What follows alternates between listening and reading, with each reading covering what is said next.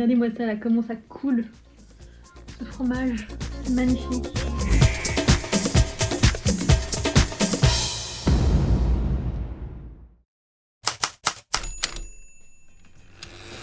Iceman m'a proposé un petit challenge pendant un mois. Je vais devoir cuisiner absolument tout ce que je mange.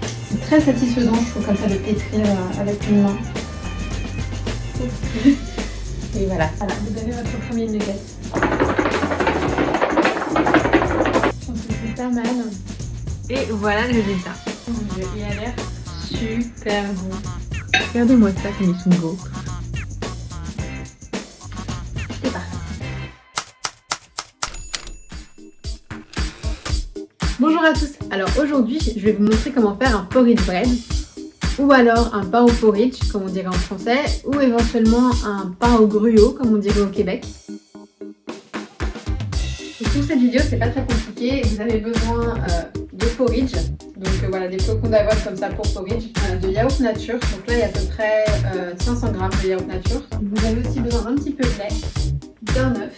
Moi j'ai des graines de citrouille et j'ai aussi des pignons de pain, de bicarbonate de soude et de sel. Donc là je vais tout mélanger en fait dans le saladier et je vais peser en fait mes flocons d'avoine. Il m'en faut à peu près 360 g pour cette recette. Et là je vais mettre mes petites graines à sur les feux. Je vais verser le yaourt à mes flocons d'avoine. Je vais pouvoir rajouter mon œuf. Là je vais rajouter mon lait. Ça commence à sentir très bon de ce côté.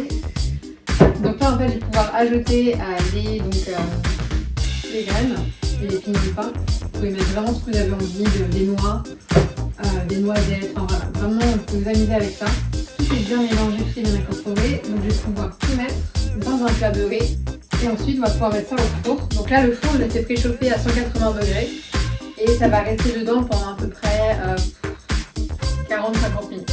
C'est parti. Et maintenant on va pouvoir juste attendre que ça cuise. Mon porridge bread est prêt. Comme vous pouvez voir il est très beau et le démoulage était très facile. Donc voilà à quoi ça ressemble à l'intérieur. On voit bien les graines en fait de citrouille. On voit un petit peu aussi les pignons de pain. Donc là je vais pouvoir tester avec le beurre et la confiture.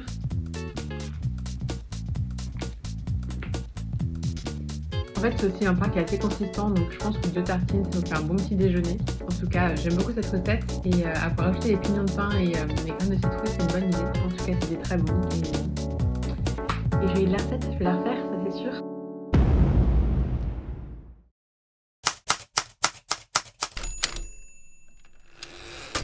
Bonjour à tous. Alors aujourd'hui, pour cette nouvelle journée du challenge, j'ai envie d'essayer des lasagnes. Mais par contre, je vais essayer de mettre des lentilles.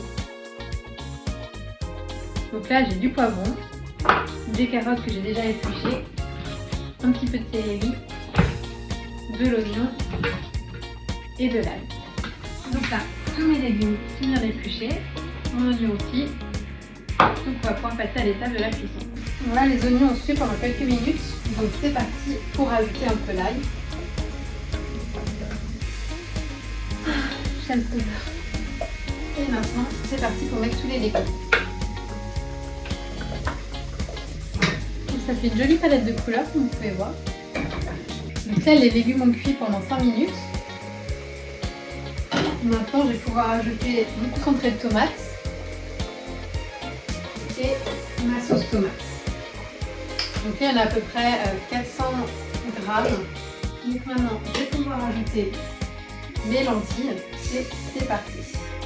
Je vais aussi rajouter une petite feuille de laurier, juste pour le goût. Et maintenant, je vais continuer de rajouter un petit peu de bouillon. Et je vais laisser mijoter ça pendant 30 minutes. Ça sent très très bon. Et j'ai hâte de goûter. Mon mélange de lentilles en fait a bien cuit, comme vous pouvez voir. C'est devenu assez épais. Donc là, ce que je vais faire, c'est que j'ai procédé au montage de ma lasagne. Ça, c'est un mélange de ricotta avec de la crème que j'ai fait fouetter en fait. Donc voilà. Là, je vais mettre un tout petit peu de crème et de ricotta. Et ensuite, je vais prendre un peu de lasagne. On a la première couche de lasagne de faite. Donc ça, c'est bon. Ensuite, je vais pouvoir mettre mon parmesan. Donc là, mes lasagnes, elles vont passer à peu près 20 minutes au four, le temps que voilà, les feuilles de lasagne cuisent bien. Et ensuite, on pourra passer à la dégustation. Donc le four, en fait, je l'ai fait préchauffer à 180 degrés et je vais laisser ça pendant à peu près 20 minutes. Alors, donc je me retrouve à peu près 40 minutes après avoir mis les lasagnes au four. Mais voilà à quoi ça ressemble. Donc c'est très joli.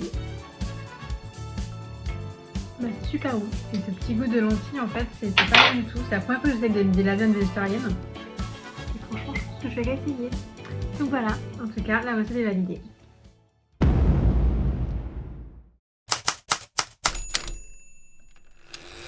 Bonjour à tous. Alors aujourd'hui, pour cette nouvelle journée du challenge, on va tester une icône de la cuisine française. J'ai nommé le cordon bleu. Donc pour la première étape du cordon bleu, en fait, ce qu'il faut faire, c'est prendre un filet de poulet comme ça, ou éventuellement un filet de dinde, et en fait le couper dans le milieu. Mon filet est bien ouvert. Et là, en fait, en théorie, il faudrait que je prenne un attendrisseur. Je vais utiliser à la place un rouleau à pâtisserie. C'est parti.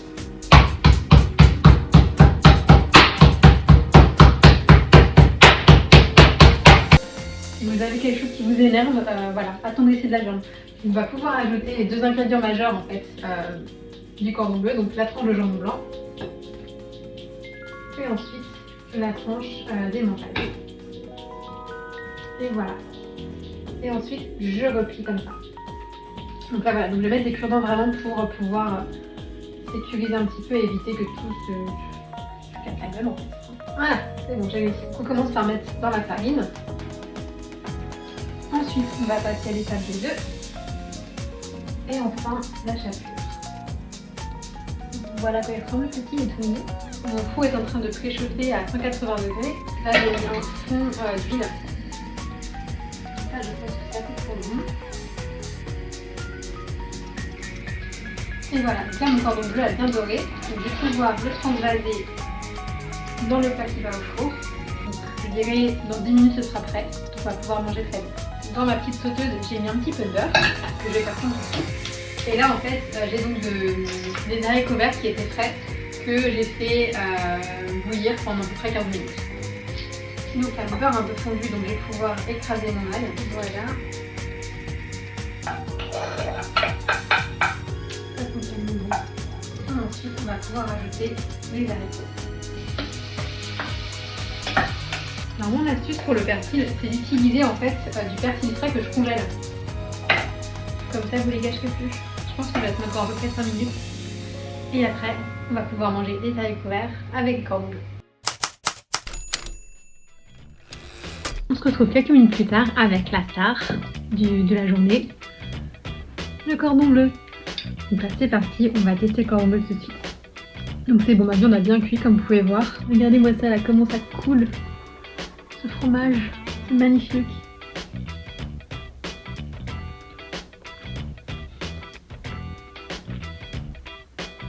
Alors il faut savoir que ça fait très longtemps que j'ai pas mangé de cordon bleu.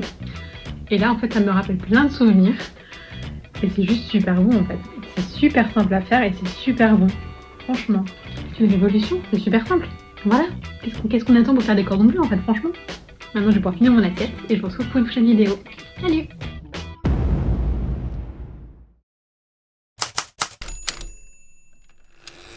Bonjour à tous. Alors aujourd'hui pour cette nouvelle journée du challenge, j'ai décidé de faire un clafoutis, mais pas avec de la cerise, mais plutôt avec de la rhubarbe. C'est parti. Donc la première étape de cette recette, c'est de couper des petits tronçons de rhubarbe. Donc c'est parti. Là j'en ai 400 grammes à peu près. Donc maintenant je vais pouvoir un peu rincer ma rhubarbe et en fait ensuite je vais pouvoir la mettre dans les petits moules à moules. Alors, donc d'abord, je vais peser 100 g de sucre, sans souci. Donc, je vais casser mes œufs et les battre avec le sucre. Alors, franchement, concernant les œufs, si quelqu'un peut m'apprendre comment casser les œufs avec une seule main, je suis preneuse parce que je ne sais absolument pas comment le faire et je trouve ça génial. Donc là, je bats en fait mes œufs avec le sucre. Alors, pour la farine, je vais la tamiser avant pour limiter les grumeaux. Voilà, donc là on a une belle pâte. Et maintenant je vais rajouter un peu de lait. on va rajouter un peu de matière grasse, c'est-à-dire du beurre fondu. Donc je vais ajouter un petit peu de poudre d'amande un petit peu partout. Maintenant, ce que je vais faire, c'est que je vais égoutter mes rhubarbes. Donc là, c'est bien couché. Je vais essayer de mettre un petit peu les morceaux partout de manière équitable. Et maintenant, c'est parti pour verser pareil dans le moule. Donc là, en fait, j'ai fait préchauffer mon four à 210 degrés. Et donc, on va laisser les muffins dedans pendant à peu près, je dirais 10 minutes. Je vais vérifier. Et ensuite, s'il faut un peu plus, je le ferai jusqu'à 20 minutes. Maintenant, la prochaine fois qu'on se voit, ce sera prêt. On pourra déguster. Bonjour à tous, alors je vous retrouve le lendemain avec mes petits clafoutis. Donc ils ont bien cuit comme vous pouvez voir, ils sont super jolis. On est sur du bon clafoutis. Franchement c'est la première fois que je mange de la rhubarbe dans un clafoutis et ça apporte un petit côté acidulé en fait, qui est pas mal du tout. Je sais pas quel fruit ne se marie pas à un clafoutis en fait. Les clafoutis aux fruits c'est juste bon en fait. Je vais finir mes petits clafoutis et je vous retrouve pour une prochaine vidéo.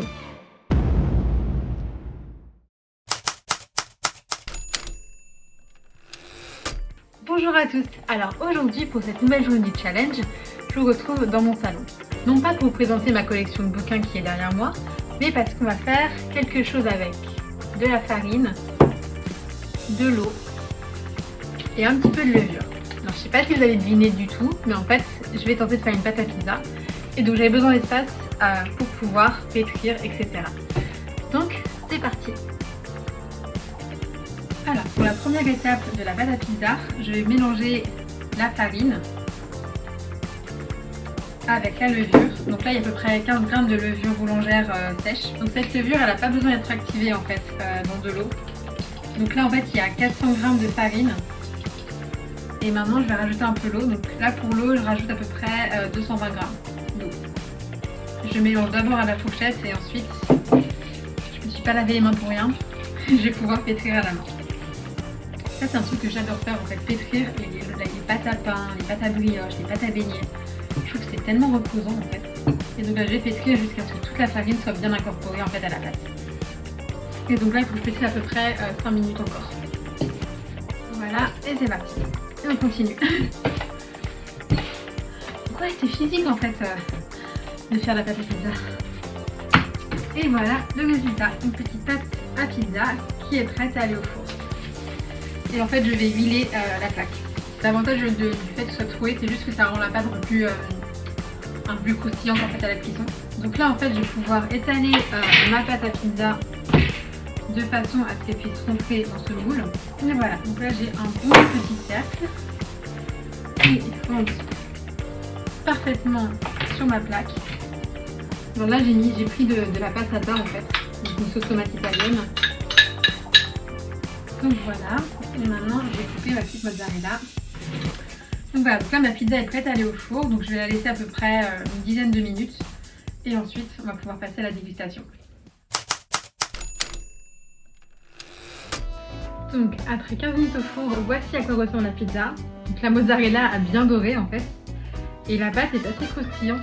Je sais pas si vous pouvez entendre. Donc là je vais utiliser mon rouleau à pizza.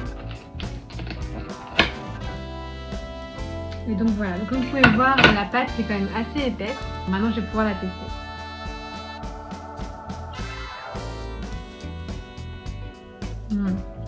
On est sur de la bonne pâte à pizza.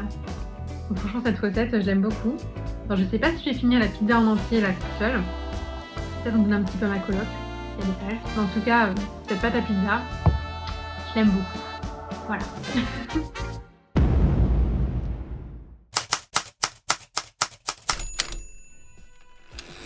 Bonjour à tous, aujourd'hui on va essayer de mettre de la courgette dans le gâteau au citron. J'ai coupé mes courgettes, j'ai dérapé en fait. J'ai aussi prélevé le zeste de 2 citrons. J'ai aussi récupéré le jus de citron. Donc courgettes, compote, lait de coco, huile et vinaigre et le zeste de citron. Et le jus de citron et le sucre aussi. Et ensuite je vais rajouter la farine, le bicarbonate de soude, la levure et un tout petit peu de sel. Donc voilà. Maintenant je mets le zeste, ensuite le jus de citron Nespresso. Dans l'huile, en fait, là, il y a de l'huile et une cuillère à soupe de vinaigre. Pour terminer, je vais mettre la compote. Enfin, je continue de mélanger avec le batteur. Et maintenant, je vais ajouter la farine et les ingrédients secs. Et voilà, donc la pâte est terminée. C'était très rapide. J'ai huilé un plat à cake et je vais pouvoir en fait verser la préparation dans ce plat. Donc là, j'ai fait préchauffer mon four à 180 degrés et je vais le laisser pendant à peu près 40 minutes. Pour le glaçage, c'est très simple. Il suffit d'avoir un petit peu de maïzena, une fécule de maïs, un peu d'huile de coco. Et là, en fait, j'ai le jus d'un citron avec une cuillère à café de sirop d'érable. Donc il faut bien battre pour cette humidifier en fait. Après 40 minutes de cuisson, le gâteau ressemble à ça. Il est très joli, je trouve. Ils sont plutôt bons. Je viens mettre tout le glaçage. Là, j'ai utilisé un pinceau pour essayer d'en mettre un petit peu partout. Je vais tout laisser refroidir et comme ça, on va pouvoir le manger après ça.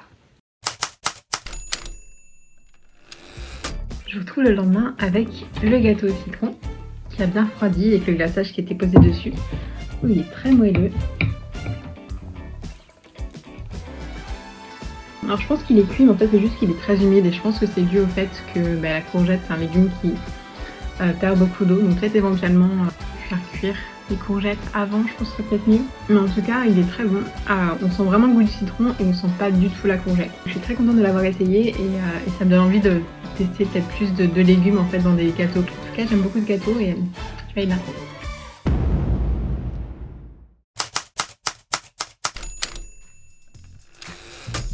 Bonjour à tous, alors aujourd'hui pour la nouvelle journée du challenge, j'avais envie d'essayer une recette que j'ai vue sur TikTok passer plusieurs fois et qui est donc ces tomates cerises passées au four avec de la feta. Donc l'avantage de cette recette c'est qu'elle est super simple. Il vous faut des tomates cerises, un peu d'huile d'olive, un petit peu d'herbe de Provence, de poivre et de sel, un petit peu d'ail et évidemment un bloc de feta.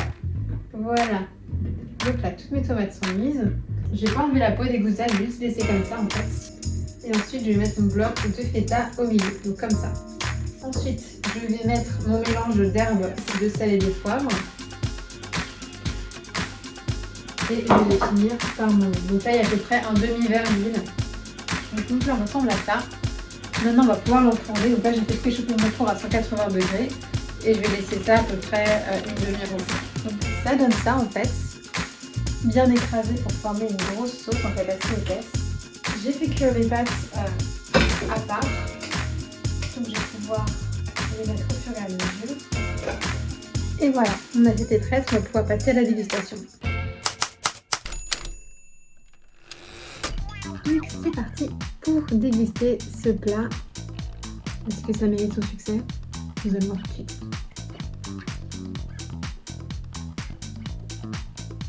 C'est très très bon, c'est super simple, c'est un peu salé à cause de la feta et un peu du sel.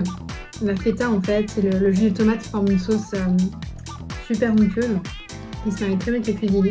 Cette recette est validée, je comprends pourquoi elle est super populaire sur TikTok en fait. Donc moi maintenant je vais finir mon assiette et je vous retrouve pour une prochaine vidéo. Salut!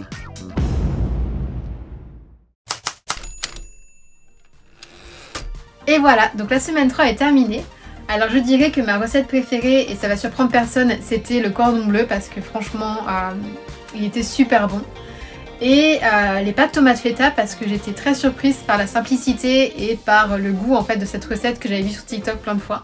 J'ai hâte de voir ce que la dernière semaine du challenge me réserve en termes de recettes. À bientôt!